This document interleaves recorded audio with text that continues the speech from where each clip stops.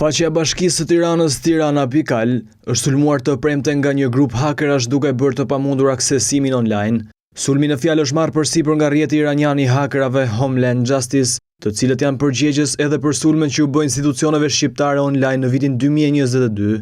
Në një postim në kanalin e tyre në rrjetin social Telegram, ky grup hakerash iranian pretendon se jo vetëm ka rrëzuar faqen online të Bashkisë së Tiranës, por ka nxjerrë edhe të dhëna të tjera dhe ka fshirë serverat. Mësohet se Bashkia e Tiranës po verifikon situatën, por ende nuk dihet se çfarë është dëmtuar nga ky sulm, teksa hakerat kanë paralajmëruar se aksioni i tyre kundër qeverisë do të vazhdojë.